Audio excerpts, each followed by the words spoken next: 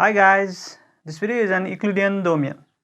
An Euclidean domain is an integral domain that supports division algorithm. That means we are able to perform division in Euclidean domain like we do with integers. Actually, we are in the process of studying analogous ideas of integer to other algebraic structures. Like we studied the idea of zero divisors as integral domain, the idea of primes as irreducibles, and right now we are at this stage. We are about to study the idea of division algorithm in integers in other integral domain as Euclidean domain.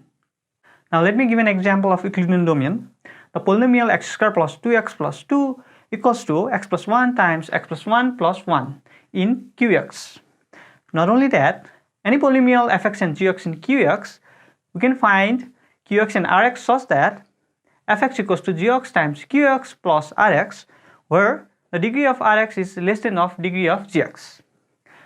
This shows the integral domain Qx, it supports division algorithm, and so the integral domain Qx is an Euclidean domain. So the question is how to check if an integral domain D is an Euclidean domain. An integral domain D is an Euclidean domain if we can find a function b that maps from non-zero elements of D into the non-negative integers such that following two conditions are satisfied. First condition is, for all AB belongs to D with B not equals to 0, there exists QR belongs to D such that A equals to B times Q plus R, where either R equals to 0 or norm of R is less than norm of B. Second condition is, for all AB belongs to D, A not equals to 0, B not equals to 0, norm of A is lesser or equals to norm of product of A and B. And if D has an Euclidean norm, if you can find an Euclidean norm in an integral domain D, then D is an Euclidean domain. And the function v is called Euclidean norm. At last, we have a theorem that states every Euclidean domain is a principal ideal domain.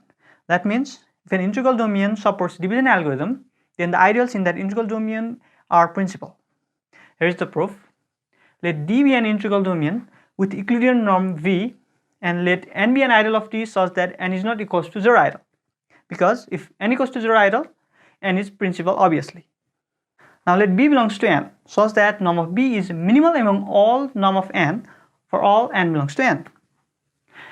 Now we are going to show B is a generator of ideal n. For that, let A belongs to n, then from definition of Euclidean norm, we have there exist Q and R in D such that A equals to B times Q plus R, where either R equals to 0 or norm of R is less than norm of B.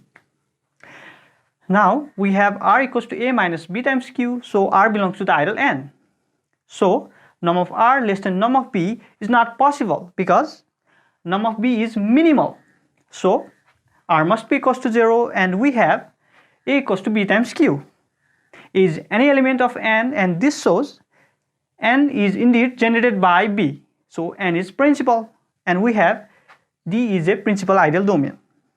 So every Euclidean domain is a principal ideal domain, and this proves our theorem.